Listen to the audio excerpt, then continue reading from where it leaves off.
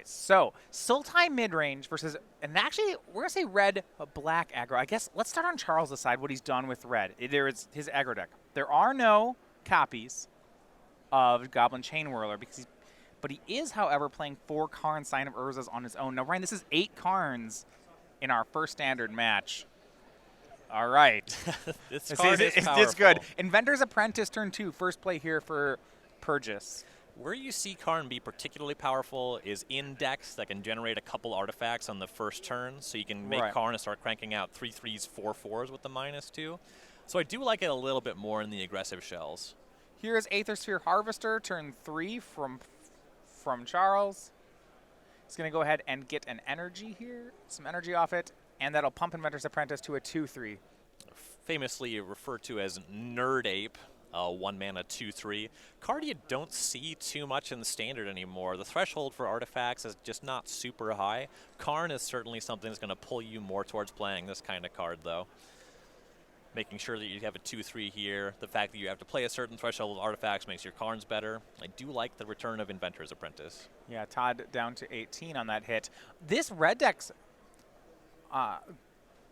almost feels more like a Mardu Vehicles deck the way it's playing out here. And you look at its curve, it seems that way as well. We have 4 Bromet Couriers, 4 Inventor's Apprentice, and then it's Scrounger, Ballista, Pia, 4 Unlicensed Disintegration. This is a more mid-range. Yeah, Unlicensed Disintegration, definitely really powerful, especially if you're expecting to run into things like the Scarab God, huge tempo play that gets into chip shot as well.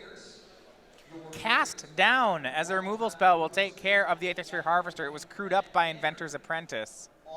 And then another pass. So what's happening here, Ryan, I think, is then since Charles's deck is 20 creatures, 16 spells, he's actually sitting on a grip of removal, but Todd's not helping him out. He's not playing any threats up until this Karn. This is our first look. Karn, Scion of Urza. It looks like Charles is just kind of on a fistful of Abrades, and that is not going to be doing anything for him anytime soon here. Plus for Karn, for Stevens, reveals Contraband Kingpin and Vraska's Contempt. Charles is going to put the Kingpin into Todd's hand. Kingpin actually pretty good in this matchup. 1/4 with lifelink. Yeah, Contraband Kingpin in the main deck here. Is that right for Todd? Let's see him scry a little bit. Yeah, 4 copies. It works pretty well with Karn. You can set up so you can do some scrying when artifacts enter the battlefield under your control. He's playing 4 treasure maps. Oh, this is a wild deck. All right, Inventor's Apprentice swings in, though no artifacts in play this time. It's just for 1, and Rekindling Phoenix is another threat for Charles. And now you're going to see the power of Karn. We have Vraska's Contempt still under that. Todd can -1, grab that, deal with the Phoenix easily. Yeah. You know, so this is our first look at Karn, and this card looks great. It's already drawn Todd 2 cards and is still in play. Yes. I had this in my 2-headed giant pre-release deck. It was great. Yes. We didn't lose games. Me and Karn, I mean. Exiles away the Phoenix. I like this Karn card. Oh my goodness. Yeah. This is disgusting. And we haven't even seen it start to make servos. Oh, it's down to 3. I guess it's just it's a construct is what it makes. Yeah. Game 1 goes to Todd's teammate Daryl Ayers with Amulet Titan, gets the win. Karn plussing again, going to draw a 3rd card. Porges says he can have the land, puts another spell under it. In Todd's deck, he is playing 2 copies of Vraska Relic Seeker. He has 4 Walking Ballista. He's happy to pick up additional lands. A couple Scarab Gods in the mix as well. Walking Ballista as a 2/2 for Todd leaves up 2 mana. And that looks because he looks like Search for Azcanta. And 6 lands in play. He's going to be able to flip that one very quickly. Go back over to Porges. His hand's not helping him. We see multiple Abrades. I think it's at least 2. It might be 3. And that's a tough spot there. You kind of want to abrade the Ballista, but you also just don't at all. Yeah, his hand is now an Inventor's Apprentice, 3 Abrades, and an Unlicensed Disintegration. His hand just isn't going to beat Karn. And you see he has to force action. He uses Abrade on Ballista so that Todd then in response shoots down the Apprentice. So Charles he has to 2-for-1 himself, then makes an Inventor's Apprentice and says, go. And yeah, Todd's going to draw Fatal Push here off Search for Escanta. He's just going to pull away. I mean, look at the life totals here. We have a red-black aggressive deck, very low to the ground. We have 1-mana 1/2s that are sometimes 2/3s. Playing against a deck that's chock full of 5-mana, 6-mana spells, 4-mana planeswalkers and removal spells. And life totals are still 20 each. Karn's going to draw Todd the Vraska's Contempt. And now he passes with Fatal Push, Vraska's Contempt up, and Contraband Kingpin as a blocker. And the Karn is still in play. Yeah. When we get to turn 8, and we're both at 20, and you're casting 1-mana spells, and I'm casting 4+ mana spells, you are losing. There's kind of no two ways about that. Charles is going to give it all he's got. Gets to cycle a Canyon Slew. Not the most exciting turn of events for him. And he has one of his actually more impactful cards, a PNLR in hand, but how much does that matter? Steven's already set up. The Contraband Kingpin checks the 2/2. Not really too much concern about the 1/1 Thopter. Yeah, Karn can just race that, just keep plussing it. Not to mention Todd, at some point here, will transform Search for Escanta. Yeah, one of the strengths of PNLR is that it's kind of a 2-for-1, but Todd's been activating Karn for multiple turns. He's just going up +1 card every turn of the game. Karn has drawn 4 cards. That's it, though. And so far. Still has 3 loyalty. That's really the biggest selling point about Karn, is it starts with so much loyalty. Karn is very loyal. And you see here Todd just untaps. He had that 5 mana worth of instants and just hasn't found anything worth casting yet. Things going very well for Todd and company right now. Jody Keith takes game 1 over Brian Eason. 2 more cards from Karn, Fatal Push or Walking Ballista. I don't think he cares whichever one he gets. They both look great here. And one of the reasons you might not see Todd shoving, there's 2 main deck copies of Golden Demise. That would be the ideal way to clean this board up. Sure. It's already really hard to imagine Todd losing, and from there, very easy to win. And one's in his hand. All right, forget about it. Yeah, Golden Demise. I'm not even see sure. it count for the city's blessing. So, yeah, he cast Golden Demise. I'm going to say, Ryan, I don't know that I actually want to show my opponent that this is in my deck. He gains the city's blessing. I mean, it's fine. He's winning by so very much here. One thing about it is it's going to take Todd a good amount of time to win. It's not like he doesn't cast the Golden Demise and then goes to work with the Contraband Kingpin, right? Todd has to do something. You could just pluck through these, use Fatal Push, Vraska's Contempt, and go the long way. But I like this approach. This is fine. This game will go for as long as Charles wants it to go for. I'm going to correct you there. We've watched Todd Stevens enough times. Todd likes this. This is going to go as long as Todd wants it to go. Okay. Charles can concede whatever he wants, but Todd's not going to make this a quick one. No, that's... So you could start making constructs with Karn, but he's not gonna. Yeah, if the construct is drawing Walking Ballista, sure. No, +2. Vraska or land. Charles gives him the land, not the Vraska. For now. Todd's hand, meanwhile, is Fatal Push, Vraska's Contempt. Charles and has heart. He's got like the next... Oh, 2 Vraska's Contempts. Another Karn. Oh, that's it, though. So Ryan, one game in, I'm impressed. There's like this level where when I look at a new card and I have to figure out how good it is, it gets this threshold where I'm impressed. Yep. At this point, I'm on the border between impressed and concerned. Right? I remember the first time I read Karn, and I knew Karn was going to be in the set. They were going to make a Karn, and previously we've been working with Karn Liberated and Modern for a long time. And I had this kind of feeling of almost dread, where I was like, oh, no. They're going to make a colorless Planeswalker. I know what happened when they printed Emrakul the Promise End. Please don't make a mistake like that. And it's not on that level, right? Karn does not end the game on the spot, but the power level is certainly very high. I mean, there's 4 of them in Charles's deck. Yeah. And he's playing aggro. Right. Yeah. Yeah, just any deck that wants to play Karn can. And that is the concerning part. 4 mana is not a big ask. Vraska's going to bring along a pirate. Todd's choosing to close out that way, and it'll eat in a braid. Yep. Not really sure what Charles's plan is from here. I think part of it is that Charles knows that his deck, if it's going to win games, they're not going to take very long. And we're not even 10 minutes into the round. So he has plenty of time to try to figure out games 2 and 3, and maybe he sees a couple more cards. Certainly with Todd activating the card every turn, he's going to see more and more of the type of cards that Todd is playing. Though at this point, it's pretty clear it's removal spells, planeswalkers, and that's about it. Yeah, maybe there's a specific thing. He did, for example, get to find out that Todd main decked Golden Demise. If you're playing this is going to be a little disheartening on Charles' side. If you're playing red and your opponent has main deck Golden Demise and main deck Contraband Kingpin, you know you have your work cut out for you. Yeah, you can't abrade 1/4s. This is going to be an uphill battle. All right, well, Charles has gained as much information as he needs to, picks up the cards, and that's going to be game 1. It's a sweep for the team of Keith, Ayers, and Stevens as all players get ready for sideboards here. We're going to be back and look at the sideboards of these two archetypes in just a minute.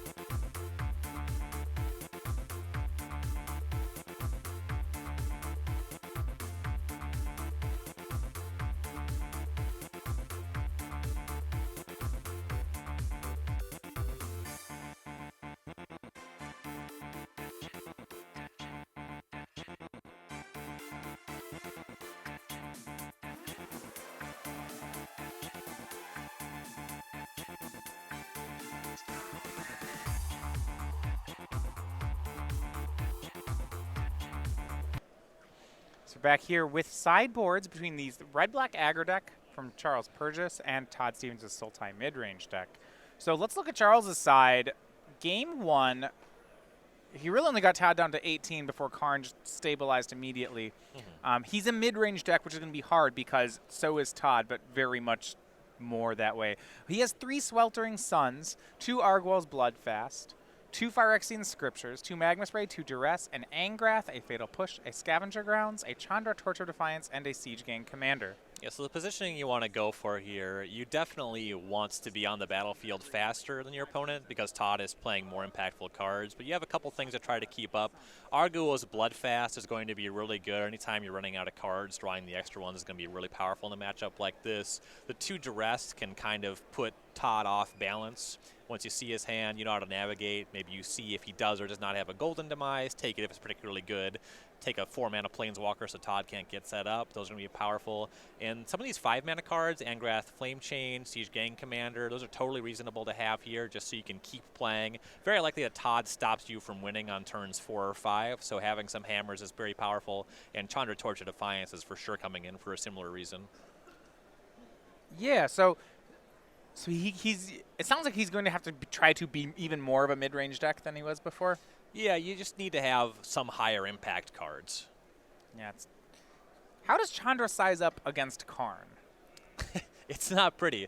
And in fact, Chandra tends to line up pretty poorly against most other Planeswalkers. I believe with the targeted the damage to a source rule, I think Chandra just deals damage to each opponent, so you can't use Chandra even to hit Planeswalkers anymore. Okay. So Chandra, Yeah, that's new for Dominaria. yeah, Chandra lines up just pretty poorly against Planeswalkers. Now on Todd's side, 3 Naturalize, 3 Negate, 2 Duress, 2 Carnage Tyrant. He has the last 2 gold copies of Golden Demise, Yikes. 2 Deathgorge Scavenger, and then 1 Arguel's Bloodfast of his own. So Golden Demise, Deathgorge Scavenger, these are kind of the standard fare. These are cards you want against red decks. You've seen Inventor's Apprentice, which leads me to believe Todd's going to want some number of Naturalize. There's going to be a good number of vehicles in the mix. He's already seen Aethersphere Harvester. There's probably Heart of Kirin hanging out. The rest of the stuff I could take or leave. Now, do you think Charles is going to board in a way? Is Golden Demise still going to be excellent against his deck, or maybe just a 1-for-1 after sideboard? Way more likely to just be a 1-for-1. One of the ways the deck plays around that is Inventor's Apprentice plus an artifact, so it can be a 2-3. But if Todd has enough stuff like Naturalize and what have you to keep artifacts off the battlefield, it'll be easier to leverage the Golden Demise. At the end of the day, Charles does need to get ahead on the battlefield to actually win the game. Golden Demise is not as powerful as something like a Damnation effect, but still pretty good in a matchup like this.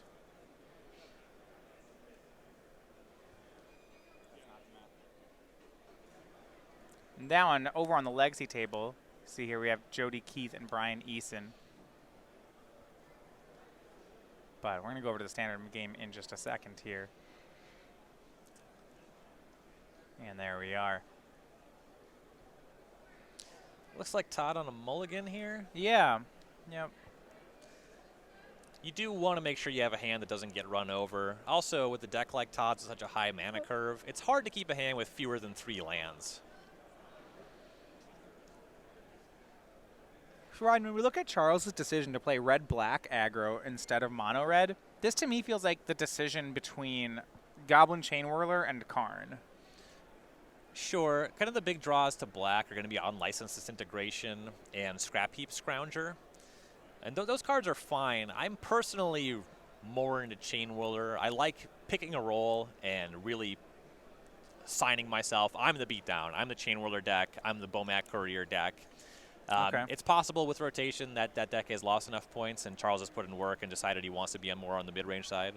And Charles there on turn 2, he correctly reads that there's a Fatal Push on Todd's side, so he makes Heart of Kirin. Todd not able to use that mana from turn 1. He makes Search for Azcanta. Could take a hit. And what we're looking at now is it looks like this time Porges will be the one with a turn 4 Karn. See if Todd's deck can beat it. Yeah, and that Karn teaming up with Heart of Kirin, that is powerful. Here is Duress from Charles. 2 Fatal Pushes, Karn of his own, Walking Ballista, and a land around Catacombs. If Karn is as good as it looked, I just assume you snap off Karn. Yeah, and especially when you have your own Karn, those 2 Fatal Push are not doing a whole lot. So, especially with redundant Fatal Push, it just kind of makes sense to go for the other card and commit yourself to playing into some removal spells. Certainly with the post-sideboard configuration, when Charles is heavier on Planeswalkers, likely to produce Arguel's Bloodfast at some point in the game, doesn't have to sweat the removal spells as much. And he will take away the Planeswalker. Bunch of removal, but yeah, if Charles just lands his own Karn, that'll run away with it. And it looks like he has plenty of lands. Yeah, plays his tap land here, the Canyon Slough, so that he can have turn 4 if near dead lands Karn. Todd will pass. Picked up a Scarab God. Yep, put a swamp in the bin with his Search for Azcanta. And here we go, turn 4. Now it's Charles' turn to have one. Here's Karn, Scion of Urza. And he'll plus another Karn or a mountain? Probably given the mountain. Yeah. Reminds me of when, like, your Jace the Mind Sculptor brainstorms into more Jaces. Go back over to Todd. Puts a card in the graveyard with Search, plays 4th land. Does he have maybe a Vraska's Contempt? Some way to deal with it. It's at 6 loyalty. This is stupid. Yeah, on an empty battlefield, you really need to have the clean answer. And that's one of the really driving reasons to be red-black over just mono-red is that Charles had access to Duress already this game. If Todd showed him Karn plus Vraska's Contempt, Yeah, it might have been totally reasonable for Charles just to take the Vraska's Contempt. I don't get why this card's colorless. This card is invalidating the whole game. No, I mean, really, this feels like Legacy, where one player just makes Jace the Mind Sculptor, and then the guy says, no, I don't have any plays. Like, well, all right. Well, let me show you how this works. Argwell's Bloodfest picked up by Charles. The more mid-range the format gets, the more Karns you are going to see. This is stupid. There is still a lot of stuff in the format that's going to play well against Karn. For example, God Pharaoh's Gift, still a very powerful deck. Okay. That's true. But yeah, there's no shortage of decks that are going to want to play Karn. I don't think that it's going to be rare to see Karn on both sides this weekend. A Braid from Charles. Looks like he wants to get rid of that blocker. And, you know, when you have a Karn on an empty board, yeah, keep it clean. Here's a Braid. Karn will be shot down to 4. Charles is plus it. He'll get another card. Either Dragon Skull Summit or Walking Ballista. Todd's going to continue to give Charles lands. Yep, that much makes sense. And now with Todd tapped out, you might see Karn drive the heart. Well, this sequencing on Charles' side was very nice. Starting with a Braid and then playing this means when the 2 damage from Walking Ballista went upstairs at the Karn, whereas now it can crew Heart of Kiron with Pia and the Thopter. The Thopter's not going to die to the Ballista. Yep, get to maintain that loyalty on Karn as well. 4 damage in, Todd down to 16. Mills Contraband Kingpin off the Search for Azcanta finds another Scarab God. His hand is 2 Fatal Push, 2 Scarab God, no 5th land. He just says go. Yeah, we are definitely seeing what you have described, though, in this match. The player who got ahead, landed a Karn, has been staying ahead. It's by a mile, too. Yeah, it's really hard to fall behind when you're drawing extra cards every turn with a high loyalty Planeswalker.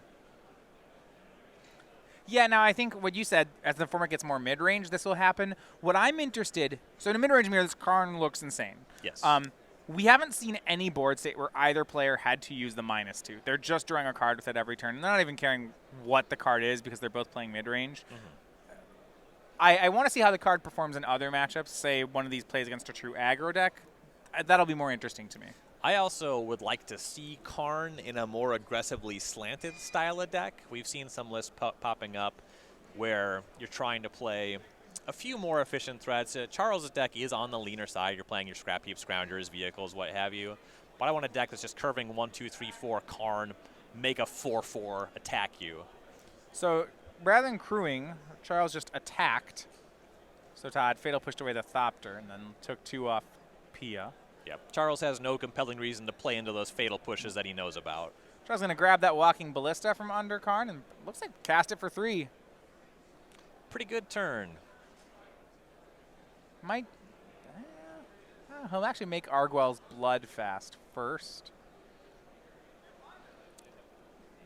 Yeah, more extra cards are not going to be bad. And then Ballista. And then he'll Scavenger Ground away Todd's graveyard. Not gonna cast the Ballista just yet. Does not want Search for Azcanta transforming. Fair enough.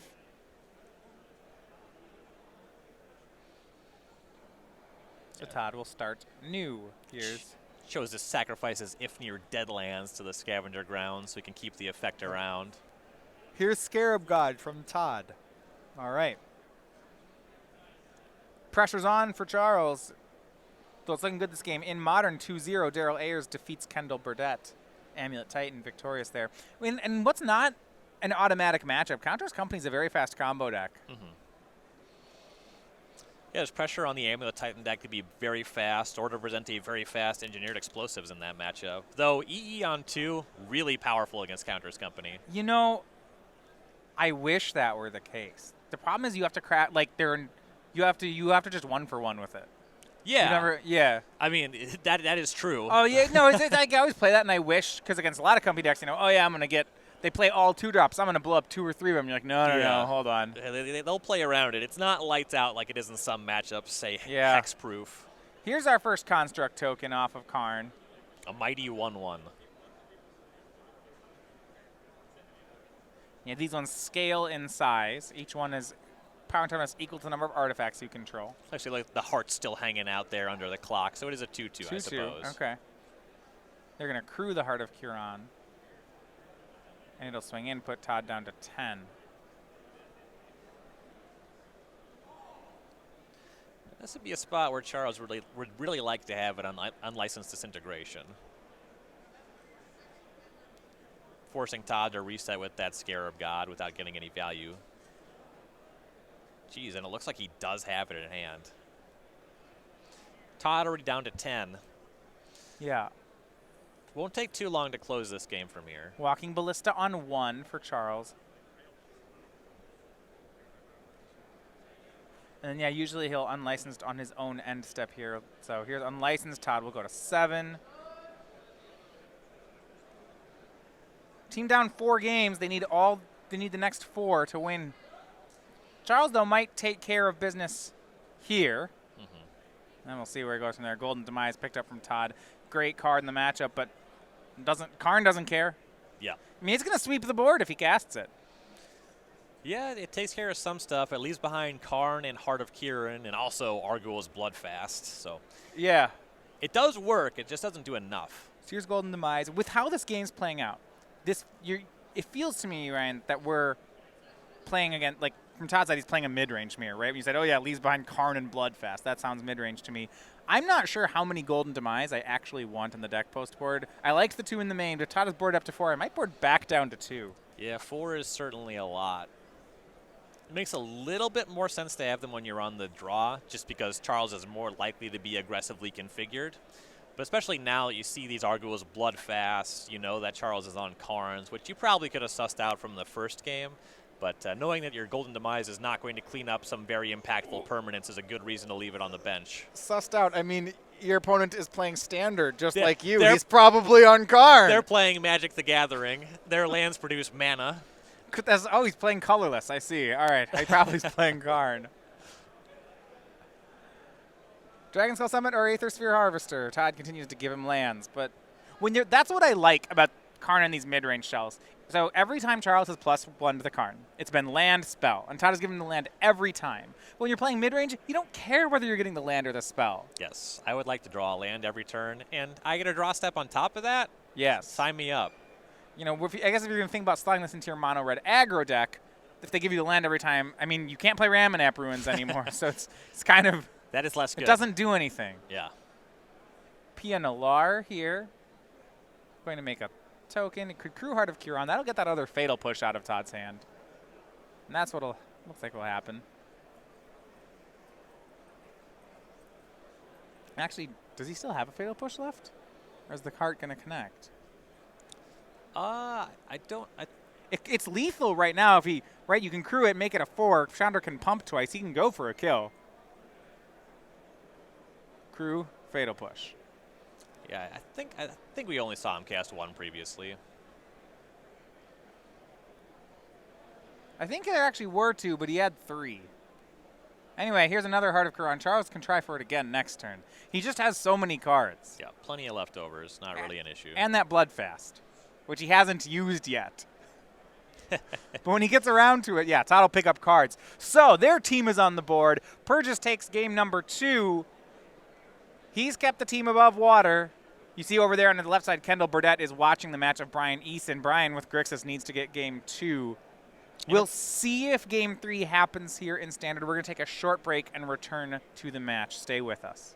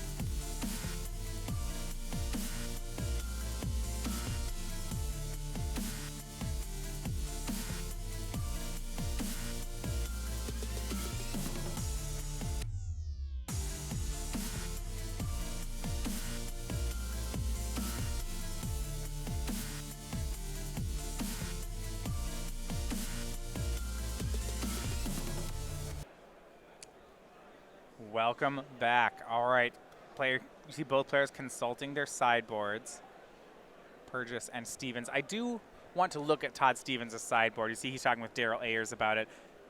He did, game one, he basically played control against this aggro deck. He played a bunch of contraband kingpins, golden demise, his opponent won with a Karn. Simple game. Yep. But then game two, his opponent starts bloodfasting and Karning him. I would think that now Todd has to go back to the sideboard and think, wait, what am I doing here? Yep. Then you have seen unlicensed disintegration. And a braid. Sure. Just like go ahead. Yeah, so you know that your Scarab God is not safe. And then you've also seen Planeswalkers, Arguel's Bloodfast. And this is maybe looking like a matchup where you actually just want a Carnage Tyrant. Yeah, so there's so many different ways. He's seen Bloodfast out of Porges. Does he want his own? No. I mean, Porges is a red deck still. Okay. Carnage Tyrant can be pretty good because you've seen unlicensed disintegration. But at the same time, if this game is about those Karns on 4, once Charles had the uncontested Karn, I've been watching Standard where Scarab God has been threatening, and when Todd made Scarab God, I could care less. Well, that's actually part of the reason that I want this Carnage Tyrant. Okay. That attacks for a lot. You can clean up a Karn fairly handily with that, certainly on the play. What about something like Negate, Duress, something to, if you're worried about Karn on the other side, can you afford to bring these in? They're not very live. I generally don't actually like Negate in Todd's strategy. Because he's tapping out? Exactly. He has a lot of very expensive spells in a matchup like this where he's going to be playing a lot of removal. It's going to be hard to leverage a Negate, though Duress is going to be a little bit easier to employ here, so I wouldn't hate to see the Duresses. All right, it looks like we will get a Game 3 in Standard because there's going to be a Game 3 in Legacy. Brian Eason takes the first post-board game with Grixis Delver. So, yeah, Negate versus Duress. I agree in a mid-range deck, I usually like Duress more than Negate because it's cheaper. It's 1 mana. I can spend it when I want to spend it. And the Negates are just going to be a lot better in a matchup where your opponent's more combo-esque, where they're casting, say, Approach of the Second Suns. They're more tap out as well. The more creatures there are, the less I'm interested in having Negate in my deck. Keep on Charles' side, keep on Todd's side, and here we go. Game number 3 starts out Fetid Pools for Todd. For Charles, and this is just going to throw Todd for a loop. Here's Bomat Courier. Which deck is he? Yeah. You're always going to want to Fatal Push that one. I wouldn't expect Todd to just be off of Fatal Push. No, but it's just Charles' deck is just a different deck each game. Yep. And Todd will make search for Azcanta. Here's another swing from Bomat Courier. And this time, we'll see how the aggressive draw shapes up on turn 2. In game 1, Charles had some creatures, but it was slow to start. And into Scrap Heap Scrounger. And these are the kind of draws that are just tough. Ooh, look at that top deck for Todd. Golden Demise on turn 3, and what a time for it. Wow. Yes. That's why you want that card. Wow. With that search for Azcanta, that's... Keep that one. I will not put that in my graveyard. We're going to see a turn 4 Karn again. I hope so. I think he has a Walking Ballista. That's less good. Yeah. Not bad. Remember, as you mentioned, our first match of Standard here with Dominaria, there are 8 Karns on these deck red sheets. Both players a full play set. Yep. And Gonti from Todd. And actually, he picked up Naturalize for the turn 2. I like what he's doing here. The Lord of Luxury. What luxuries do we have? An Angrath Flame Chained versus Siege Gang Commander. We're in the holdings there. Ooh, well, I would be fine casting either of those. Todd went with the Planeswalker. So, Ryan, you might have noticed when you look at the sideboard, there wasn't a Gonti in Todd's sideboard. Oh, this isn't the main. Yeah. You don't just... I was just going to say, I was surprised here because I was like, I didn't see that in his board. And then I looked at the deck and I was like, oh. You don't snub the Lord of Luxury by putting it in your sideboard. In every matchup, my opponent is playing good cards. I will cast them. I assume that they're playing cards that they want to cast. Gonti's just card number 5. And you do kind of wish you saw a Karn there, because Charles has a Karn of his own. All right, well, I haven't seen Karn lose a match yet. Maybe it will this time. Plus, another Karn or an Arguel's Bloodfast. Ugh. Neither of these are great here. No. Ugh. He'll give Charles the Bloodfast. Yeah, sure. I suppose that one takes mana to get going. The plan likely involves attacking down the first Karn. Yeah, this is not the kind of board where he cares. Todd's going to pick up Vraska's Contempt That's and just good. keep it. Yeah. He didn't. I think he there's a second he might want him to bin because he has a great 5-drop under Gonti and he doesn't have land 5. But then again, there's a card on board. Yep. Got his Vraska's Contempt. Kind of want to do Contempting that. makes sense. And also it's the case where it's Karn, second Karn. So if you deal with the Karn on the battlefield, the odds that Charles has a third are pretty low. Yeah, and also, so he'll just go ahead and exile away Karn. I mean, so the verdict is still out on how beatable Karn is here for me, Ryan, because what I was wondering is whether you could beat it without a clean answer. Sure. We won't learn that yet. I think that in just a straight mid-range fight, if both players are just passing back and forth and there's a Karn going off, then I don't think it's particularly beautiful. I think a beat-down deck is where you want to be. I wanted to see if Todd could say attack it for 2, maybe his turn would say attack it for 2, make Angrath. I'm like, would have that been enough? And that I didn't know on that one. Sure. I suppose it depends how many turns it takes to actually execute. Yeah. Obviously, if they make Karn and you Vraska's Contempt it, that's good. I mean, he's still -1 card. Yep. And you notice some discipline here on Todd's side. He actually did not attack with Gonti. See right now showing teammate Daryl his hidden card from Gonti. Currently, Charles, no creatures in the graveyard. He had to exile the Bomat Courier, so trading with the Scrap Heap Scrounger, pretty reasonable from here. Life total's not really what Todd's deck is concerned about. If there were a Planeswalker to attack, that'd be a different factor anyway.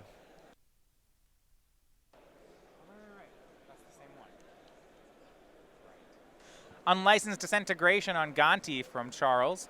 3 damage and 3 more. Todd will drop to 11. All right, here's some threat. And Argwell's Bloodfast. At this point, I feel like, the Bloodfast that Todd had to give him is still matters. Now, I guess the reason Todd gave him that is because he has Naturalize in hand.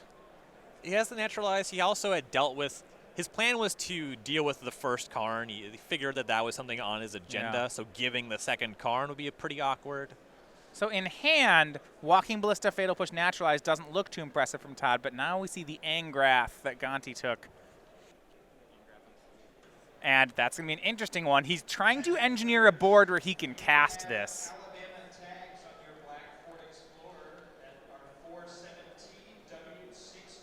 Yeah, if he had a 6th mana, you might see him go for Walking Ballista, but I like managing the battlefield a little more. He's going to Naturalize the Bloodfast. Does not want Charles untapping with any mana. Says go. He has Fatal Push up. He's hoping to clean the board and untap an Angrath. And with Charles drawing a land, it might work. Yep. We're still at a point where that Fatal Push in hand can just deal with the Scrounger. And then if you see no follow-up from Charles, that's when you start going to work with Planeswalkers. A swing from Scrounger. So put Todd to 8. He's going to... Field of Ruin. Okay, Field of Ruin. Grab a swamp. Yeah, all right. The lands do enter untapped from field, so be able to Fatal Push from there. Yeah, and that's what he'll do.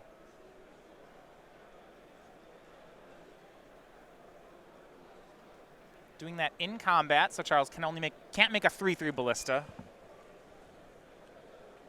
Just a 2/2. Yep, like the timing on that quite a lot. Agreed. But Ballista's actually going to be a great follow-up because Todd's trying to clear the board for Angrath, and he's hoping that Charles will play something, make a 3/3 now, that you could threaten with Angrath's second ability. This is one of the most difficult... This is not the threat Todd wanted to see. Yeah. Angrath's no good here. Though he is transforming his search. Yeah, draws another land, so his hand is his own Ballista. Yeah, it is interesting. We'll see if Todd just Ballistas for 3 back, which is a pretty reasonable line here. Yeah, well, it's kind of gross to play the second Ballista because you just... So he makes a Ballista on 3. He can shoot... Well, you can just hang out and block. Well, no, because then he just activates, and then you shoot back. Well, yeah, you set up the block, and then if they activate, then you fire away. It gets a little bit awkward if Charles has, like, a Braid. All right, so we're going to pause it here. See if the players actually do finish it, but the match is over. Turbo Depths turboed out the win. The 2 Ballistas here are going to trade. Yeah, so that's going to clean it up. Jody Keith, Daryl Ayers, Todd Stevens, they're going to claim the match here. Looks like players interested in playing more of new Dominaria Standard, though. All right, we're going to, yeah, so the match has gone for Keith, Ayers, and Stevens, but players, they want to finish it, and we're going to stick with it. A cycle of a land here from Charles. Draws into another Karn. Yep. So now we're going to get to see Karn versus an active Azcanta and an Angrath. Yeah, likely to see Angrath come down this turn. Well, Todd can either Angrath or Azcanta. Yeah. He chooses He's I Azcanta. suppose if you Azcanta Yeah. into Karn, that would be really powerful. Well, how about into Vraska's Contempt? Now the Karn won't get him. That's nice. I actually like the choice from Todd. Like you, I was skeptical, and then the more I thought about it, I said, hey, maybe this is fine. Yeah, there's a number of hits that pay off very well there. Contempt's certainly a good one. Karn would have been excellent. Looking at 4 cards does give you a pretty high odds to hit something meaningful. Charles brings back Scrounger. Forgot that guy's always going to matter here. We'll see we're backing up here. We'll see how patient Todd is on this Contempt. For the record, they can back up here because this match is unofficial. So if Charles says, hey, I wanted to bring this back in end step, is that cool? Todd can actually say yes here. That's fine. This is not a part of the match anymore. Yeah, and Todd hits it with the Contempt, which means, or Todd does, that Karn has free reign. I don't know, Marian. Well, I like this play, too. The previous Karn still had wait, a silver that works counter. that way? Yeah, so it's gosh. The cards you exile with Karn, when you plus it, you put a silver counter on the card, and my Karn remembers the last Karn's cards? It doesn't remember. It checks for a silver counter. Yeah, counter. but the same idea. It's notable to talk about why it's different, though. Okay. it puts a silver counter, and whatever. If you have a card exiled with a silver counter for whatever reason, Karn can pick it up. This card's so stupid. Yeah, the card's just very good. That was that. Yeah, Karn for backup Karn. Oh, yeah, just in case. We needed to figure out a way to make it even better. Hold on. Why would you make it worse?